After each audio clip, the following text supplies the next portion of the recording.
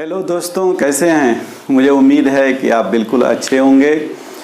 अपने इस nice mathematics channel में आप सभी का स्वागत है। मैं हूं जया सर और आज मैं पढ़ाऊंगा 10th क्लास की ज्योमेट्री एक्सरसाइज 6.3 क्वेश्चन नंबर 11 से आगे। पिछले वीडियो में हम लोगों ने क्वेश्चन नंबर 10 किया था, आज 11 से शुरू करते हैं। तो आइए हम लोग देखते हैं यहाँ क्वेश्चन नंबर 11 में क्या है कि एक फिगर है जिसका नाम है ट्रायंगल ABC। अब कह रहा है कि इसमें AD परपेंडिकुलर है BC पर, BC को प्रोड्यूस किए हैं इधर और E से एक परपेंडिकुलर डाला गया है F जो AC पर है। इसके साथ साथ ये साइड AB और AC इक्वल है। तो ये क्वेश्चन में गिवन है कि AB इक्वल है AC के, AD परपेंडिकुलर है BC पर, CF परपेंडिकुलर है AC पर। तो आपको दिखाना है ट्रायंगल ABD। गौर से देखिए, यहाँ ये ट्रायंगल दिखाना है ABD, ये ट्रायंगल तो इधर परपेंडिकुलर है तो इधर भी परपेंडिकुलर होगा। साथ में ECF ये ट्रायंगल दिखाना है। दोनों में एक चीज तो देखिए कि ये 90 है और ये 90 है। तो अब हम लोग क्या करेंगे, जो भी गिवन है क्वेश्चन में उसी का हेल्प लेके हम लोग करते हैं। तो सॉल्यूशन यहां शुरू करते हैं। सॉल्यूशन अब क्या दिया हुआ है, पहले AB इक्वल टू दिया हुआ है AC के। तो हम लोग जानते हैं कि किसी भी ट्रायंगल में अगर दो साइड इक्वल है तो दोनों साइड के अपोजिट एंगल भी इक्वल होते हैं। तो ये AB के सामने एंगल C है और AC के सामने एंगल B है।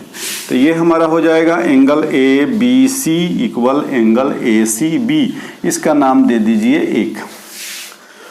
अब आ जाइए, जो उसको सिमिलर दिखाना है इसको लीजिए। त्रिभुज ABD और त्रिभुज ECF में, इस त्रिभुज में आ जाइए। दो त्रिभुज आपने ले लिया, एक ABD लिया, ये ट्रायंगल ABD, और दूसरा ट्रायंगल ले लिया आपने ECF। इस दो ट्रायंगल में देखिए गौर से जरा सा, एंगल ADB किसके इक्वल है, 90 डिग्री के, और EFC ये दोनों 90 डिग्री के इक्वल है। तो ये दोनों आपस में बराबर हो गए। साथ ही देखिए कि क्या ये एंगल ABC और एंगल ACB, क्या ये दोनों ट्रायंगल का पार्ट है? बिल्कुल है। इस ट्रायंगल में ये पड़ रहा है और इस ट्रायंगल में ये पड़ रहा है। तो लिख देंगे तथा एंगल ABC। तो अब हम इसको ABC कहें चाहे ABD कहें, यही ट्रायंगल हो जाएगा। ABD इक्वल, इसको हम ACB कहें, ACB, इस एंगल को हम ECF भी बोल सकते हैं। एंगल ECF लिख देंगे 1 से। एक लाइन यहाँ बढ़ा दीजिए, एंगल ABC का नाम आप ABD भी दे सकते हैं और ACF का नाम आप ECF भी दे सकते हैं। इसका नाम दे दीजिए 1। चूंकि एंगल वही है, अब ट्रायंगल में जिसमें पड़, जैसे ये एंगल C है तो C एंगल को हम ACD भी बोल सकते हैं, ACB भी बोल सकते हैं, BCA भी बोल सकते हैं, DCA भी बोल सकते हैं। एंगल वही है। तो अब देखिए दो एंगल बराबर हो गया, इसलिए त्रिभुज आपका ABD सिमिलर हो गया त्रिभुज ECF के। दो एंगल बराबर कर दिए, बाई AA क्राइटेरिया लिख दीजिए और यहाँ लिख दीजिए प्रूव्ड हो गया। तो इस तरह से अगर दो ट्रायंगल को सिमिलर प्रूफ करना है तो हम लोग क्या करते हैं, दोनों के या तो दो एंगल या तीन एंगल दिखा दें, या तीनों साइड का रेशियो इक्वल दिखा दें, या दो साइड का रेशियो और बीच का एंगल दिखा दें। तो इस तरह से ये अगर ज्योमेट्री को समझ के पढ़ा जाए तो इससे आसान कुछ नहीं है। आप फटाफट नोट कर लीजिए। हाँ, और एक बात, जब नोट करने के लिए बोला जाता है तो अब ये तो क्लासरूम नहीं है, वीडियो है। आप वीडियो को रोक करके, पॉज करके आप नोट कर सकते हैं, स्क्रीनशॉट लेकर के भी आप नोट कर सकते हैं।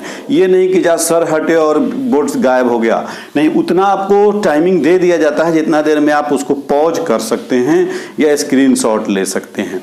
दूसरी बात, यदि इस चैनल पर आप नए हैं और अभी तक आपने इस चैनल को सब्सक्राइब नहीं किया है तो चैनल को कृपया सब्सक्राइब कर लीजिए और बेल आइकॉन को दबा दीजिए ताकि जो भी वीडियो हम डाल रहे हैं उसका नोटिफिकेशन आपको तुरंत मिल जाए और उसको आपके स्टडी में सहायक हो सके। तो फटाफट इसको नोट कीजिए, हम लेके आते हैं अगला क्वेश्चन।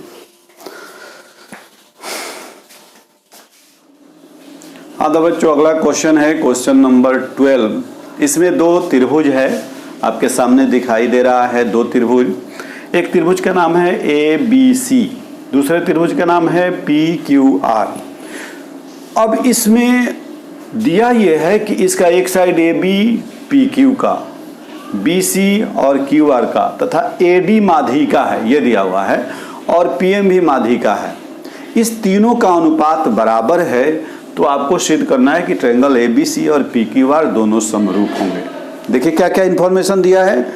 पहली चीज ये समझना है कि AD और PQR माध्यिका है। ये AD और PQR कर रहे हैं। AD और PM जो है वह क्या है, दोनों त्रिभुज के माध्यिकाएं हैं। और AB PQ, BC QR और AD PM का अनुपात बराबर है। ये दो चीज दिया हुआ है। तो सबसे पहले आप जान लीजिए कि हम माध्यिका किसको कहेंगे।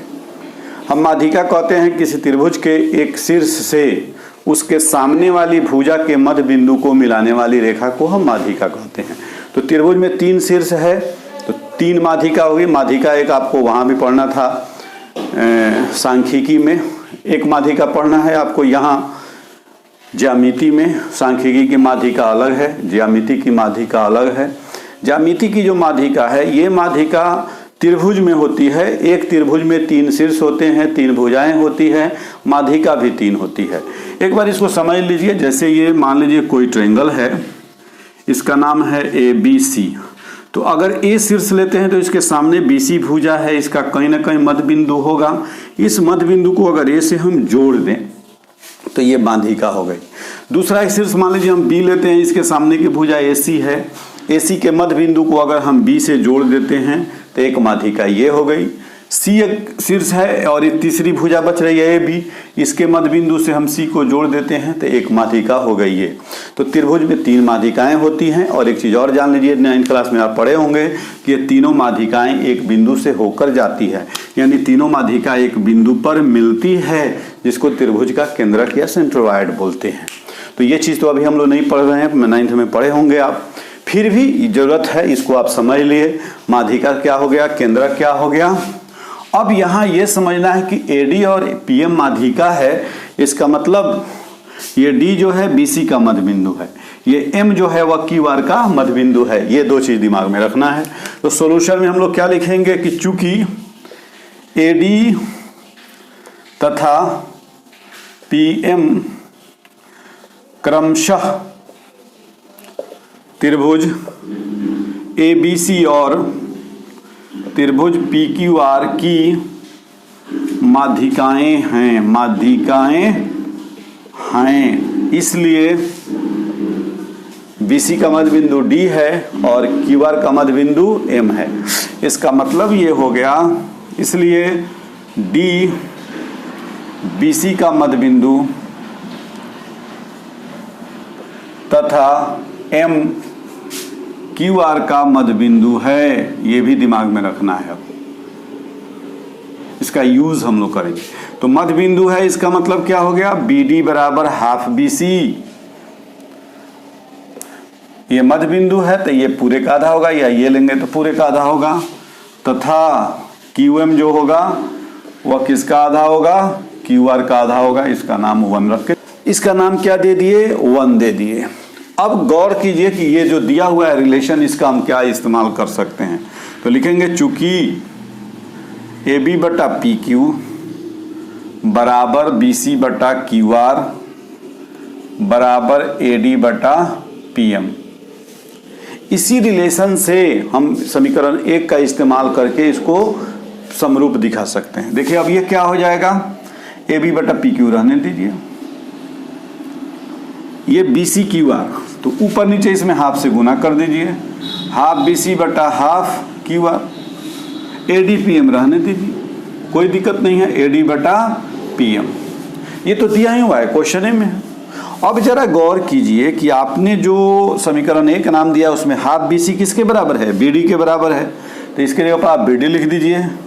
तो AB बटा कितना है, PQ बराबर हाफ BC का मतलब हो गया BD और ये हाफ का मतलब हो गया QM इक्वल टू क्या हो गया AD बटा PM, AD बटा PM।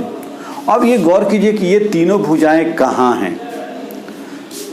AB यहाँ है, BD यहाँ है, AD यहाँ है, PQ यहाँ है, QM यहाँ है, PM यहाँ है। इस छोटे त्रिभुज के तीनों भुजा का अनुपात इसके साथ बराबर है, इसलिए त्रिभुज ABD समरूप हो गया। यहाँ एक से लिख सकते हैं PQM के बाई SS तीनों साइड का अनुपात बराबर है। तो अब जरा गौर कीजिए, हमको दिखाना है ABC और हम क्या दिखा दिए ABD। कोई बात नहीं है, ये हेल्पफुल है आपके लिए। अब ये त्रिभुज यदि इसके समरूप है तो इसके कोण भी, तीनों भुजा का अनुपात तो बराबर हो ही गया, भुजा में तो कुछ बचा नहीं। अब हमारे पास क्या बाकी रह गया, कोण, कोण भी बराबर हो गया। तो अब जरा गौर कीजिए कि आपके पास जो दिया हुआ एक रिलेशन, ये रिलेशन इतना उठा लिया जाए बड़े त्रिभुज में से, त्रिभुज ABC और त्रिभुज PQR में, तो ये भुजा इस भुजा के अनुपात के साथ इसका इसके साथ अनुपात बराबर है। तो अगर दोनों के बीच का कोण हम बराबर दिखा दें तो SAS क्राइटेरिया से दोनों ट्रायंगल समरूप हो जाएगा। तो उसी कोण को बराबर दिखाने के लिए ये हमने समरूप किया। तो अब ये त्रिभुज इसके समरूप हो गया तो ये कोण इस कोण के बराबर हो जाएगा। तो यहाँ लिख देंगे कोण B बराबर कोण किसके, Q के। तो B और Q कोण बराबर हो गया। अब क्या करेंगे, लिख देंगे कि चूंकि, यहीं हटा दे रहे हैं हम, चूंकि AB बटा PQ बराबर है BC बटा QR के, और तथा कोण हमारा B बराबर हो गया किसके, Q के दूसरे, इसलिए त्रिभुज ABC समरूप हो गया त्रिभुज PQR के, और कारण देंगे दो भुजा और बीच का कोण, और ये प्रूव्ड हो गया। तो इस तरह से हम बात को अगर समझ करके बारीकी से उसको देखें, बारीकी से समझें, तो बिल्कुल बात समझ में आएगी। हमने क्या किया, हमारे पास जो इन्फॉर्मेशन था उसका ही इस्तेमाल किया। किसी भी काम में हम लोग यही करते हैं, हमारे पास जो संसाधन है उसका उपयोग करते हैं। तो यहाँ हमारे पास क्वेश्चन में जो इन्फॉर्मेशन है और पहले से जो चीज़ हम जानते हैं उसी रूल रेगुलेशन का इस्तेमाल करके हमें क्वेश्चन को हल करना है और ज्यामिति हमको आसान बना लेना है। तो ज्यामिति से बोर्ड की परीक्षा में, अब बिहार बोर्ड में 25 नंबर के क्वेश्चन आ रहे हैं, तो आप CBSE में भी क्वेश्चन आ रहे हैं, इससे अच्छा खासा क्वेश्चन आते हैं। तो आप फटाफट इसको नोट कर लीजिए, हम लेके आते हैं अगला क्वेश्चन। हाँ तो बच्चों, नेक्स्ट क्वेश्चन है क्वेश्चन नंबर 13। काफ़ी इंपॉर्टेंट क्वेश्चन है परीक्षा के दृष्टिकोण से। क्वेश्चन में एक इंफॉर्मेशन दिया हुआ है। वह इंफॉर्मेशन क्या है कि ये जो फिगर आपको दिख रहा है, इसमें एक ट्रायंगल ABC है और ABC पर पॉइंट D है। ये तो बताने की आवश्यकता नहीं है, तो आपको दिख भी रहा है। इंफॉर्मेशन दिया है कि ये जो कोण है ADC, ये कोण, ये जो कोण है BAC, माने इस त्रिभुज का ये कोण और इस बड़े त्रिभुज का ये कोण A, ये दो कोण आपस में बराबर हैं। तो ये दो कोण बराबर हैं, तो अब सिद्ध क्या करना है, ये भी विचित्र है। CA क्या है, CA का स्क्वायर। अब देखिए गौर से, CA कहाँ है, इसका स्क्वायर, ये 2 बार यूज हो रहा है। ध्यान यही देना है, मेन चीज यही पकड़ना है कि CA हमारा कई बार यूज हो रहा है, 2 बार। CA दिखाना क्या है, इसका वैल्यू CBCD के बराबर, CBCD के बराबर। तो इस चीज को हमें दिखाना है। तो देखिए एक बार, CA तो 2 बार यूज हो गया। ये CA इस छोटे त्रिभुज का भी भुजा है, बड़े त्रिभुज का भी भुजा है। इस छोटे त्रिभुज ADC की भी भुजा है CA, और इस त्रिभुज ABC की भी भुजा है CA, ये ध्यान रखना। अब CB किसकी भुजा है, ये देखिए CB बड़े त्रिभुज की भुजा है और CD छोटे त्रिभुज की भुजा है, इस त्रिभुज की। इसका मतलब ये हुआ कि अब अगर हम CA बड़े त्रिभुज की भुजा अगर लेते हैं, किसकी भुजा, CA, तो CA का कोरस्पोंडिंग इधर से खींचेंगे तो कौन आ जाएगा, CD आ जाएगा। अब अगर इधर हम CB रखे हैं बड़े त्रिभुज की भुजा, तो छोटे त्रिभुज की भुजा क्या हो जाएगी, CA हो जाएगी। माने एक सीए को इधर भेजे, एक सीडी को इधर लाए। अगर ये रिलेशन हम बराबर दिखा दें तो हमारा काम हो गया।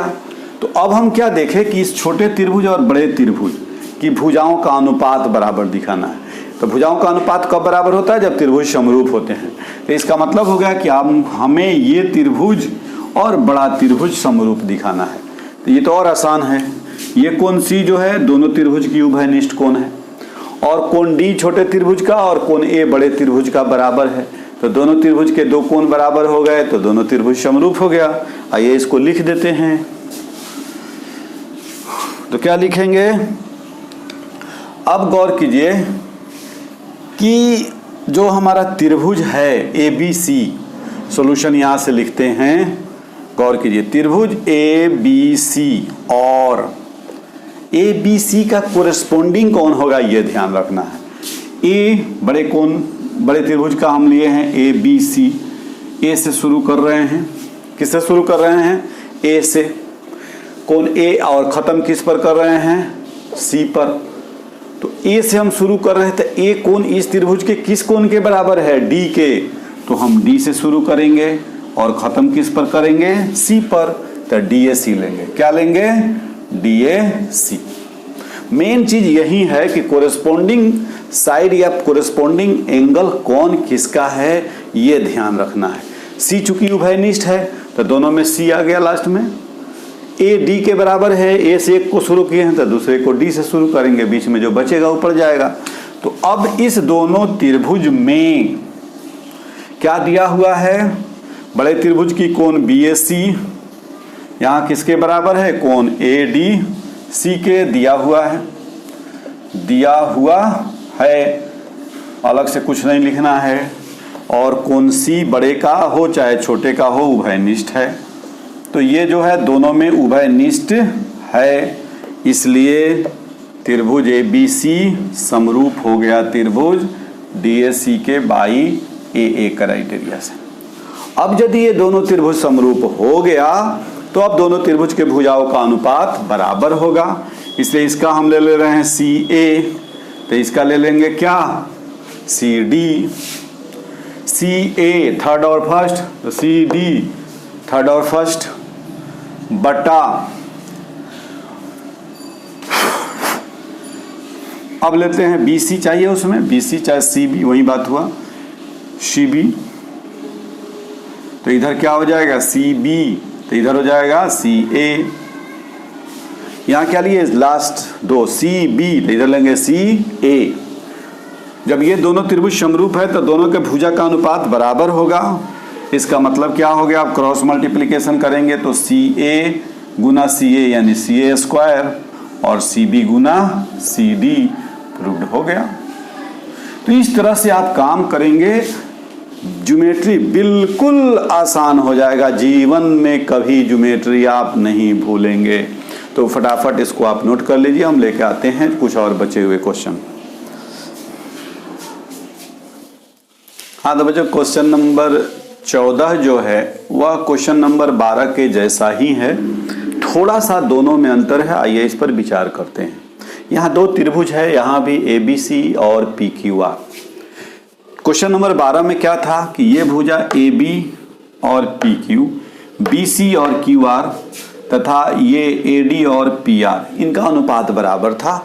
आपको त्रिभुज ए बी सी और पी क्यू आर को समरूप दिखाना था। अब जो है ऐसा नहीं है, दो चीज तो सेम दिया हुआ है, ए बी बटा पी क्यू और ए डी बटा पी आर, लेकिन बी सी भुजा के बदले में ए सी भुजा दिया हुआ है। इसको ध्यान रखना है, दोनों क्वेश्चन को बारीकी से समझ लेना है।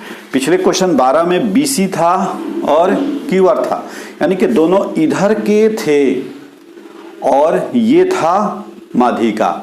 यहाँ ये भुजा और ये भुजा का अनुपात दूसरे के बराबर है और उस दोनों भुजा से जो शीर्ष बन रहा है वह माध्यिका लिया गया। बस यही फर्क है दोनों में। तो अब इसे हम कैसे समरूप दिखाएंगे? पिछला तो बड़ा आसान था, ये थोड़ा सा उससे अलग है, ये ध्यान रखना है। यदि ये अलग अलग है, आप बीच से गया है माध्यिका, तो ध्यान ये रखना है कि इसको हम थोड़ा सा अलग मेथड से करेंगे। तो इसमें हमें रचना करना पड़ेगा। हम क्या करेंगे, AD को E तक बढ़ाएंगे, इस तरह से बढ़ाएंगे कि ये दोनों बराबर हो। रचना में लिखेंगे, सॉल्यूशन रचना करेंगे इसमें हम कि AD को E तक तथा PR को हम PQR, ये तो इसका नाम अलग है, मान लीजिए S है, PS कर दीजिए, PS को T तक, कहाँ तक, T तक को T तक इस प्रकार से बढ़ाया कि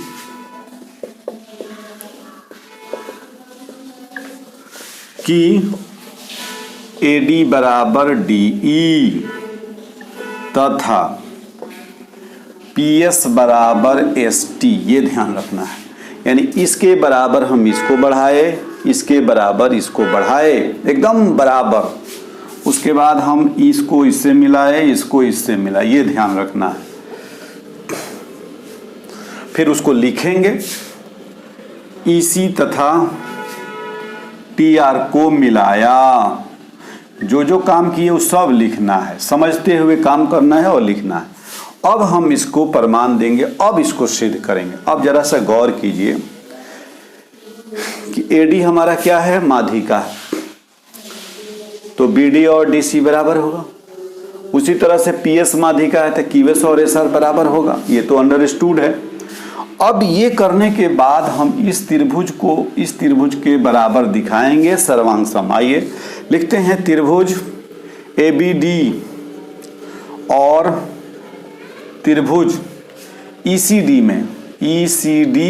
में अभी हम इसी दोनों को, उस फिगर में नहीं जा रहा है, इसमें जा रहा है। इस एंगल का कुछ नामों दे दीजिए, 1 2 3 4, जरूरत पड़ेगी नामकरण कर दिए। गौर से देखिए, AD बराबर ED, देखिए ना कहीं है DE चाहे ED, AD बराबर DE ही लिखिए, कोई दिक्कत नहीं है। यहाँ रचना से इसको क्या लिखेंगे, रचना से। ये रचना हम किए हैं कि ये AD और ये DE हम दोनों बराबर रचना किए हैं।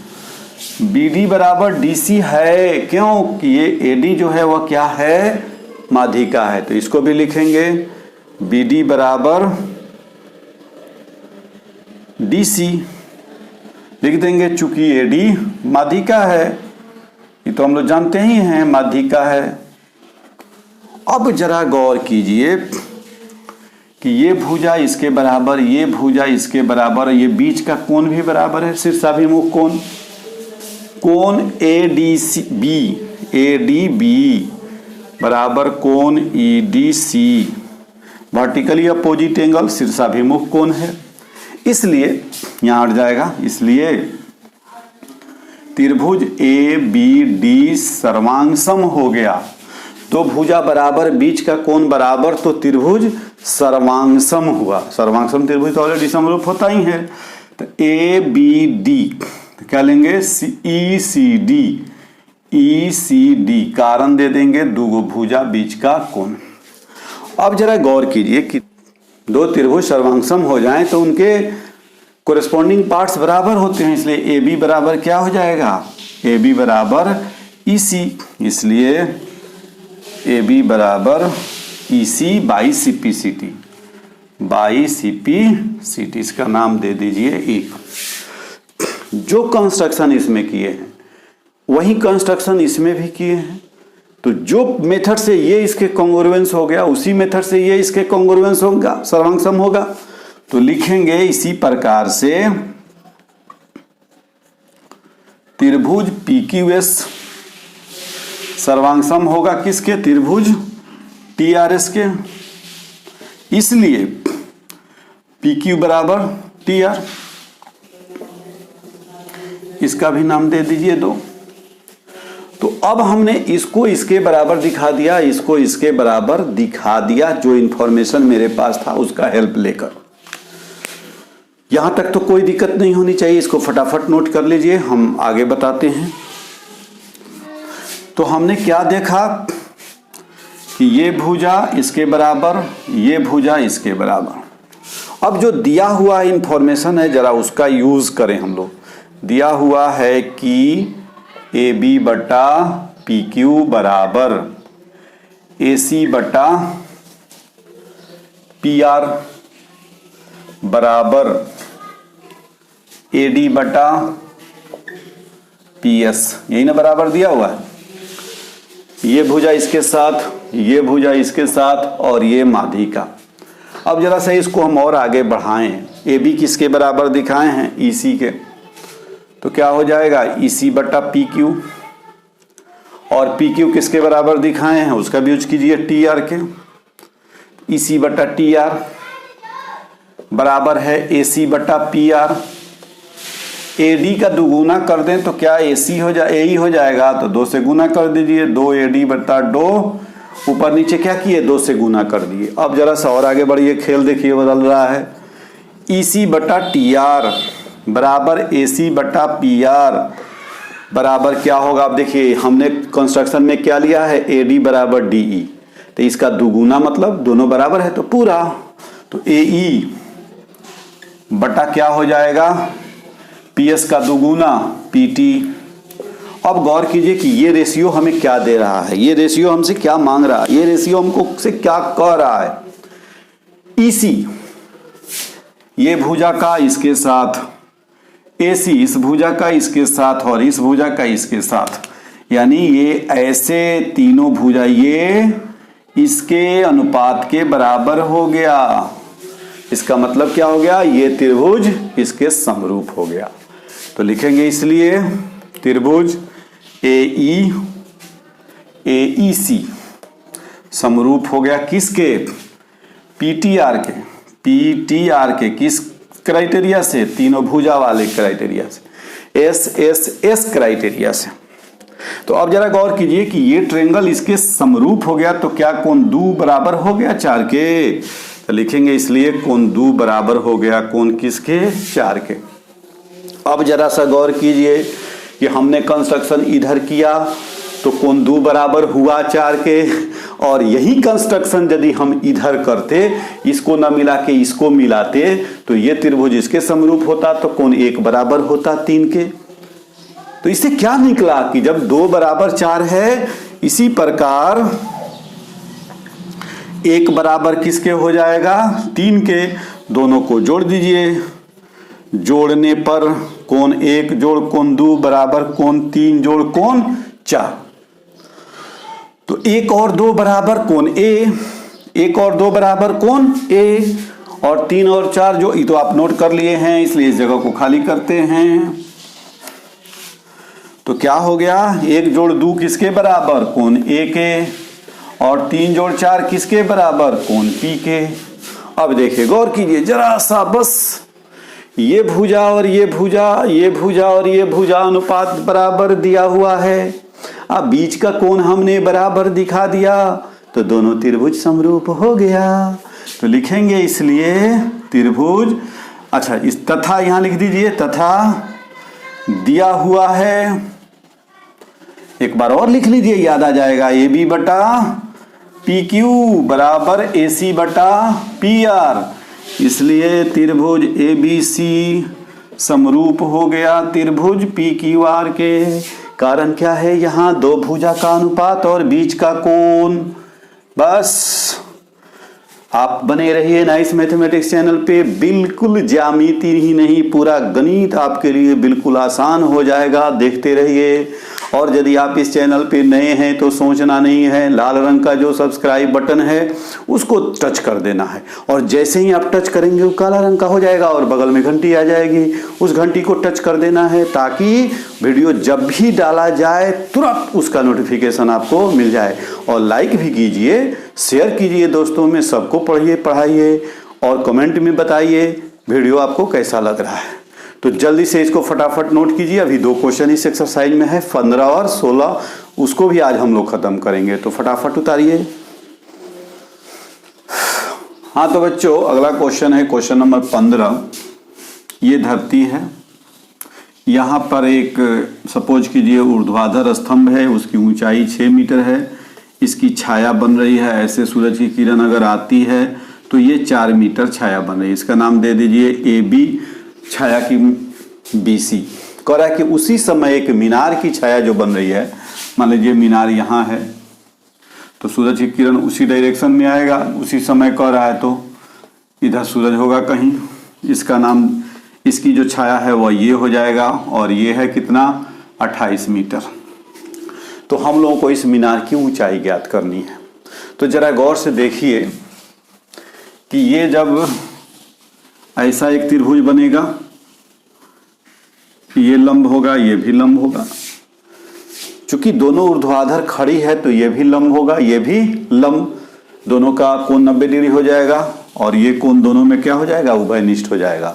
तो ये दोनों त्रिभुज क्या हो गए, समरूप हो गए, इसलिए इनके क्या हो जाएंगे, भुजाओं का अनुपात बराबर हो जाएंगे और हम लोग आसानी से निकाल लेंगे। तो यहाँ लिखेंगे, बच्चों देखो यहाँ ध्यान दो, हम लिखेंगे क्या कि मान लिया कि AB ऊर्ध्वाधर स्तंभ तथा DE मीनार है, BC स्तंभ की छाया तथा CE मीनार की छाया है।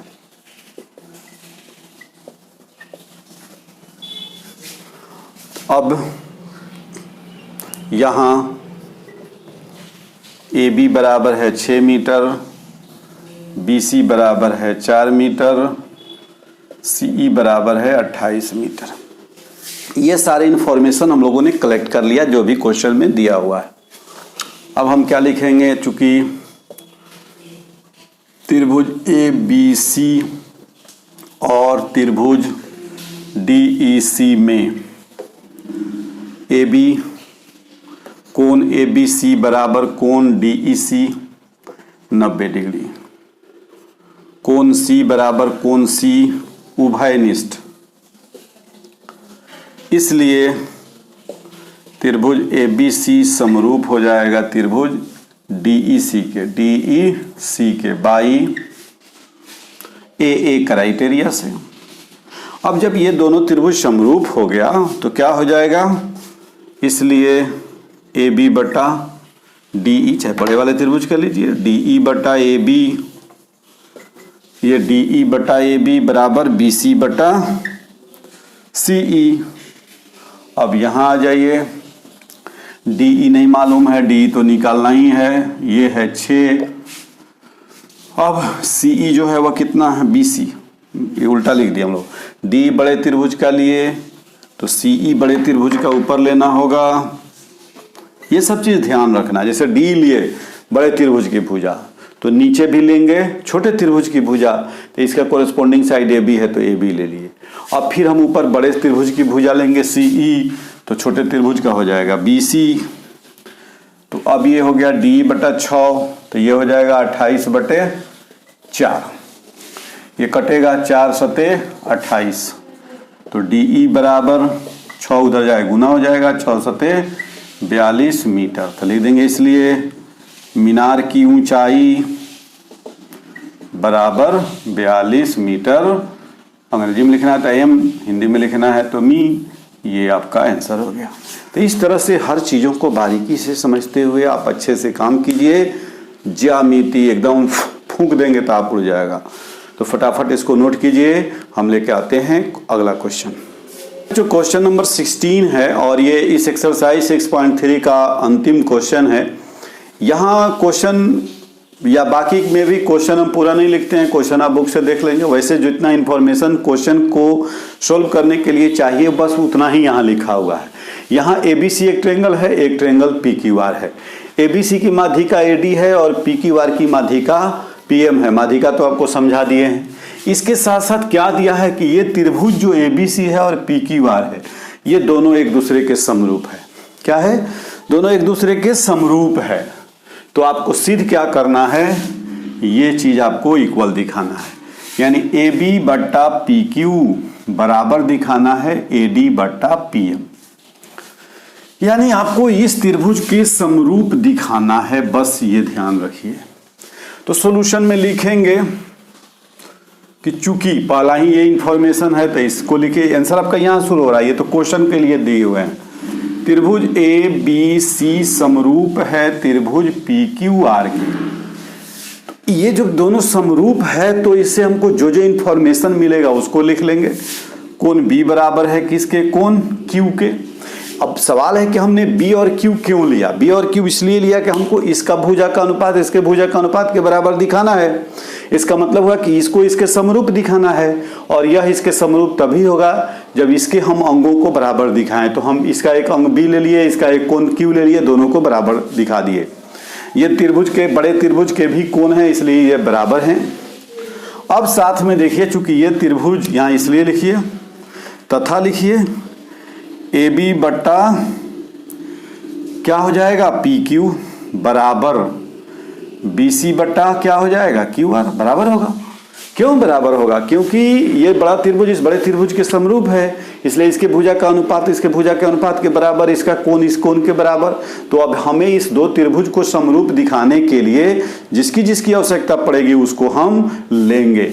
तो अब हम क्या करेंगे, थोड़ा सा दिमाग लगाइए। हमें इस साइड का इसके साथ रेशियो बराबर हो गया, ये कोण बराबर हो गया। अब इसका रेशियो, तो ये पूरे का हाफ है तो हाफ से गुना कर दीजिए। AB बटा PQ बराबर हाफ BC बटा QR, हाफ QR। तो क्या हो जाएगा इससे? AB बटा PQ, इसका हाफ BD और इसका हाफ QM। तो देखिए, तो ये कोण इसके बराबर हम दिखा दिए हैं, इसका इसके साथ और इसका इसके साथ अनुपात भी बराबर दिखा दिए। तो दो भुजा और बीच का कोण, इसलिए त्रिभुज ABD समरूप हो गया त्रिभुज PQM के बाई SAS क्राइटेरिया से। अब सवाल है कि ये हमें नहीं दिखाना था, हमें क्या दिखाना था? ये, तो ये तभी होगा जब ये समरूप होगा। तो समरूप हम दिखा दिए, इसलिए AB बटा PQ। अब जो तीसरी भुजा बच गई उसका भी अनुपात बराबर हो जाएगा AD बटा PM के, और प्रूव यहाँ लिख देंगे। इस तरह से कंप्लीट हो गया।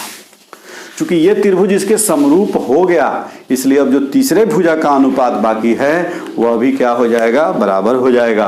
तो इस तरह से हम लोग काम करेंगे तो हमारा काम बिल्कुल सही भी होगा, आसान भी होगा।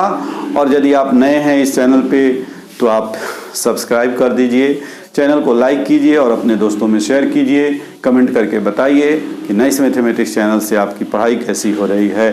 तो फिर मिलते हैं अगले वीडियो में। Okay, bye.